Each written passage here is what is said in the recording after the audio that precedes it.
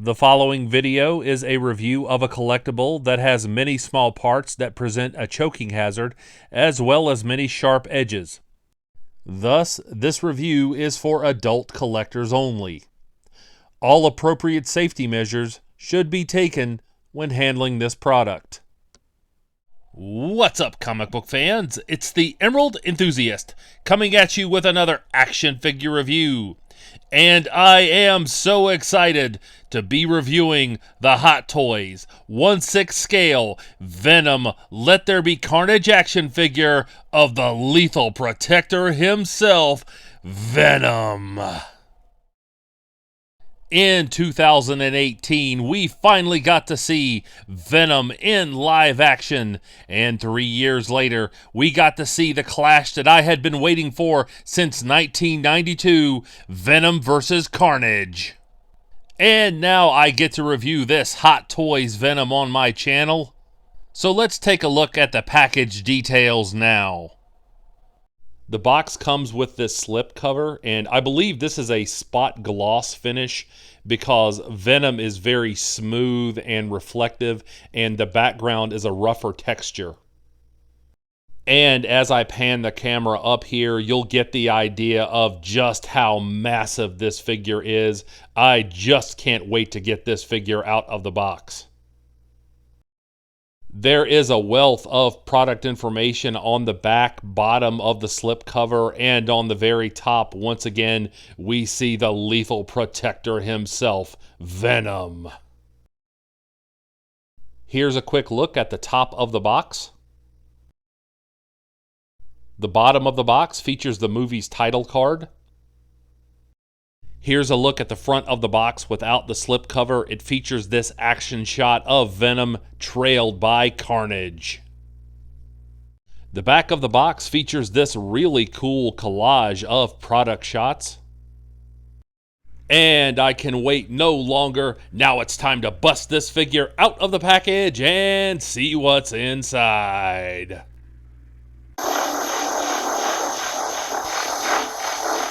Here's a look at some of the accessories, including the figure base, the symbiote attacking hand, and the sickle hand. Here's a look at the rod and the symbiote accessories that port into the figure's back. I'll be taking a closer look at all of these later in the video. I certainly recommend that you read the directions that come with this figure. If you know anything about Hot Toys, you know that there have been some QC issues with quite a few of their past releases. This figure seems more durable than some of the other Hot Toys that I have encountered in the past, but that doesn't mean that it should be handled haphazardly.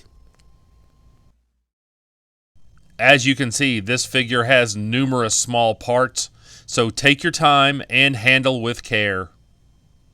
And here we see Venom out of the box and ready to rumble.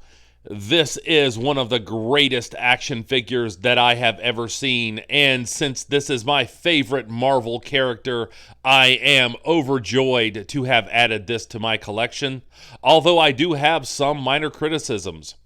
So let's take a closer look at the loose details of this figure now.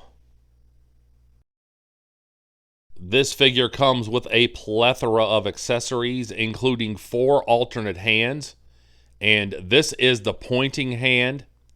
By the way, the ends of these are very sharp. Do not let a child handle these. Each one of these has been sculpted and painted with the greatest of care. You can see the veins on each one.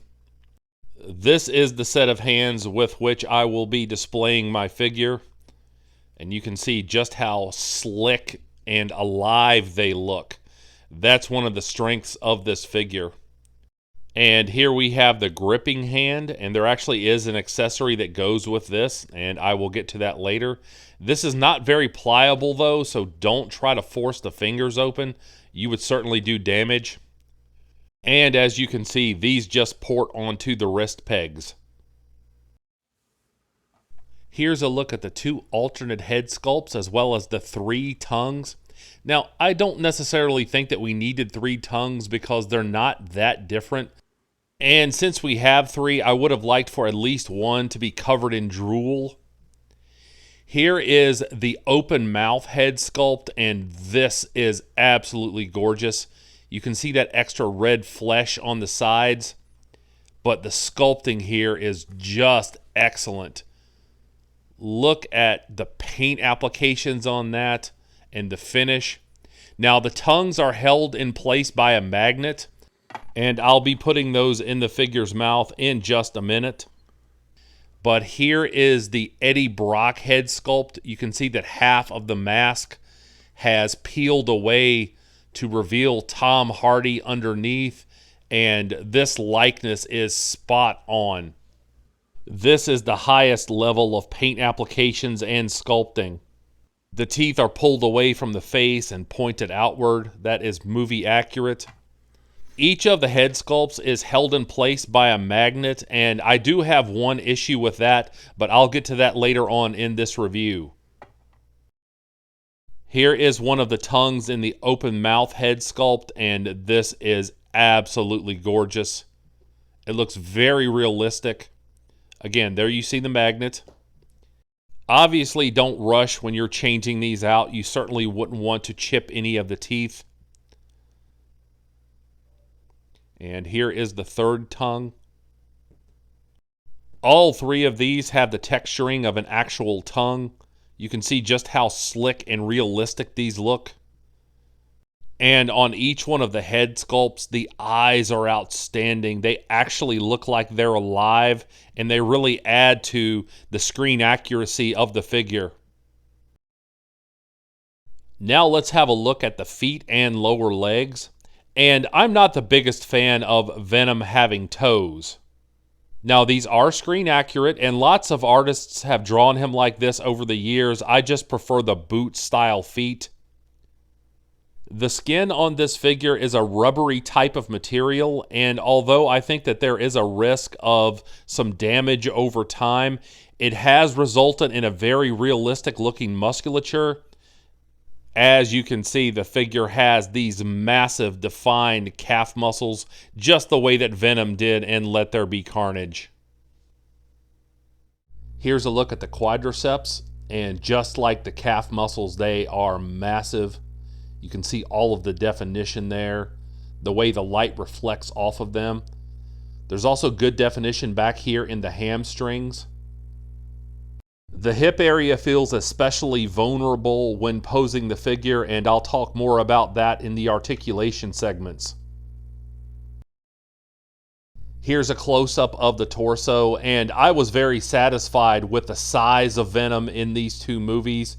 This is a very defined, powerful-looking torso, and you can see some definition here on the ribs as well as the abdominals and the obliques.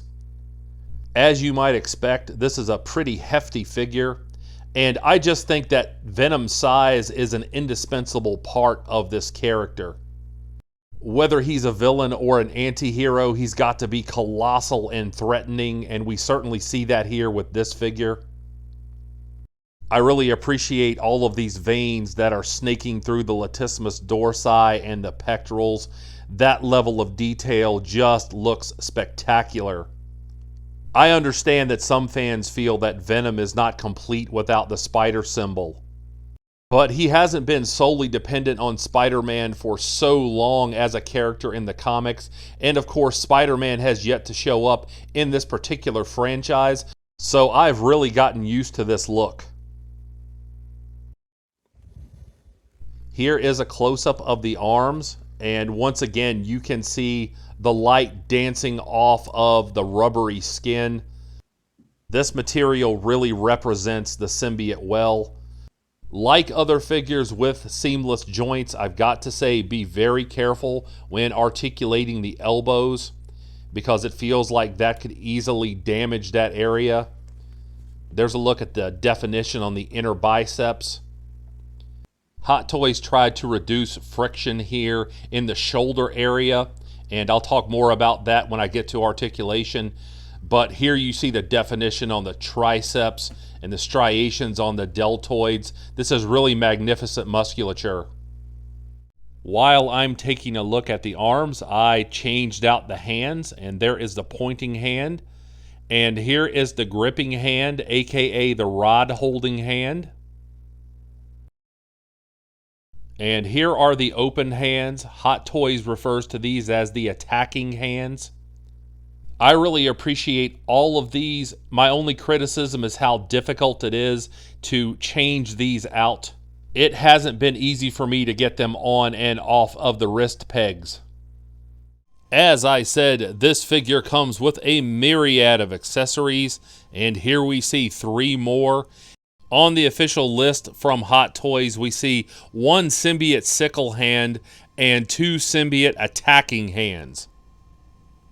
Unfortunately, I had real problems with the smaller symbiote attacking hand. Now here we see the sickle extension for the right arm, and this is gorgeous. I will not argue that point. However, this seems much more fitting for Riot or Carnage as opposed to Venom. So let's get a look at these on the figure. Here's a look at the extended symbiote attacking hand. This is my favorite of the 3. I really feel like you could fit the arm or head of another 1/6 scale figure into this, and that would make for a really cool battle scene. Here's a look at the sickle, and regardless of accuracy, there is no doubt that this is an eye-popping accessory. The intricate sculpting and slick finish are both outstanding on this accessory. However, I would worry that if you left this on the figure long term, it would eventually loosen the shoulder and elbow joints. And here is the smaller symbiote attacking hand. I don't have any issues with the appearance. However, as I said before, I had real issues trying to get this onto the figure. I tried it on both of the wrists. I was finally able to get it to stay on by propping up the elbow, but the port on this accessory on my particular figure is just too large. I certainly hope that if you like this accessory, that yours is a better fit, and if you choose to display it, it doesn't fall off as easily as mine does. Now we'll take a look at the 3 head sculpts, and this is the grinning head sculpt. And each one of these looks magnificent on the figure. The heads are held in place by a magnet, and that gives you a wide range of articulation options. However, once again, I have a durability concern. I feel like if you do that too often, you may damage this rubbery material around the neck area. I feel that the friction of changing out the head sculpts too often will do some damage to this neck area. Now here we see the Eddie Brock head sculpt, and wow. If you're a fan of Tom Hardy, if you're a fan of the Venom films, you have to be excited by the way this looks. I know that a lot of collectors are big fans of these magnetic joints, and there is no doubt that this magnet allows you to tilt the head in any direction and it looks realistic. So I am very appreciative of that. And although I am a huge fan of Tom Hardy as well as the grinning head sculpt, I will be taking the 3rd option to display my figure. I just can't pass up the open mouth with the fangs and the protruding tongue. As you can see, this is just eye-popping. This huge protruding tongue is gruesomely gorgeous, as you can see from the various angles here. The tongue has become an essential part of Venom's visuals in various forms of media. So even though I appreciate the other 2 head sculpts, I'm just very happy that Hot Toys gave us the tongue option for displaying the figure. What about the rest of the articulation, you say? Well, let's take a look at that now. The feet are actually on their own peg joints, so each ankle has a wide range of articulation. There's pivoting, there's movement back and forth. There are ratchet joints in the knees, and I'm sure you can hear that sound. Once again, be very careful when you're moving this rubbery material around.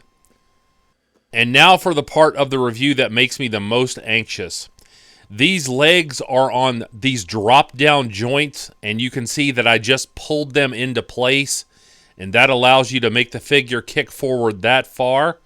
And he can step back a little bit, but even though this is the proper way to make these joints work, it still makes me a little ill as a collector to have to pull on parts of the figure. Now, you can get the legs to go out to the sides this much, and they do rotate to a certain degree, so you can get this much of a split, so that's not bad. I'm going to pop these back into place so I can breathe normally again. There's yet another ratchet joint here in the torso. You can get him to crunch forward this far, although it looks like he's bloated when you do. It's a little weird. The figure is supposed to articulate more at the waist than this, but I'm getting this very jarring clicking sound. This is very tight, and I don't want to force it any further. Once again, we have more ratchet joints, this time in the elbows, and you can get the arm to go up about that far. There is a bicep swivel, but the musculature in this area is so thick that the movement is minimal. But it's nausea time once again, because to articulate the shoulders, you have to pull them out, and then you can articulate these butterfly joints. The rotation of the arms is far greater than I thought it would be. As you can see, I can almost get this to do a 360. I'm certainly not going to press this, but that is impressive nonetheless. As far as the full wingspan, you can articulate the arms up and out this far. So I think that's acceptable. There's a look at that. I'm just so thankful that from every angle, this looks like a living costume. And of course, there is articulation at the wrists, which gives you more posing options for the hands. But we are not yet done talking about accessories. Here is the figure stand, and it comes with this clear pillar. It almost looks like a straw. And then there's this small plastic piece that acts as the cradle.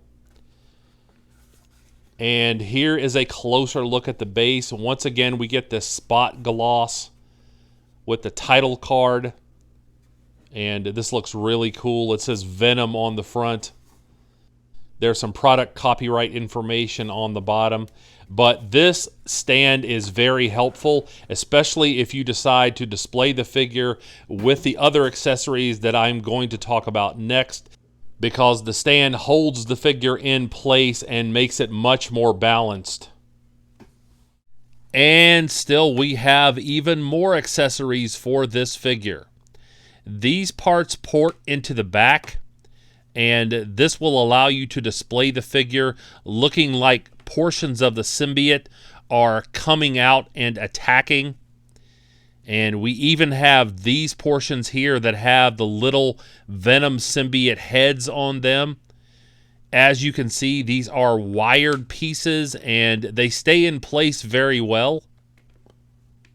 There is a gorgeous, slick finish on all of these. Once they are in place, they certainly look like they are part of the symbiote costume. Now, these will take up a lot of display space, but if you like Venom looking chaotic and very aggressive, you might well want to display your figure with these. And here we have yet two more pieces. And these are sharp, so be careful. But these look like the symbiote forming stabbing weapons. And just like the rest of the figure, the attention to detail here is just outstanding. You can see just how realistic these look. The sculpting and the finish on these is just magnificent. So again, with all of these pieces, you have many options when it comes to displaying your figure. The figure has these three small sections on the back, and these lift out to reveal portholes that will allow you to put the symbiote accessories on the figure. I would advise against using any implement on this figure. I just used my fingernail and slowly wiggled these out. And here is a close-up shot of the symbiote accessories once they are placed in the figure's portholes. As you would expect, these are not just a perfunctory effort from Hot Toys. These certainly add presence to the figure. And now time for one last accessory. We have the gripping hand, and I'm going to put the rod in here. That was easy. And let's see what it looks like on the figure. Although this accessory may be basic, it still gives the figure a really aggressive, cool look. Here is a look at how I'll display my figure. I realize that this is a bit vanilla for some collectors. They like more accessories, they like more dynamic poses, but for me, this is just perfect. I remember buying a copy of Amazing Spider-Man number 300 from a spinner rack in a 7-Eleven in 1988. I instantly became a fan of this character, and my fandom has only grown since then. I remember a time not so long ago when some fans said that Venom was a one-note character with no real appeal outside of a few Spider-Man stories. It's been very rewarding to see those opinions tossed into the dustbin of history, and to see Venom surpass even the popularity that he had in the 1990s. I wish that there were a way to show the two live-action films and this action figure to the youngster who bought that copy of Amazing Spider-Man 300. That youngster certainly would have been delighted.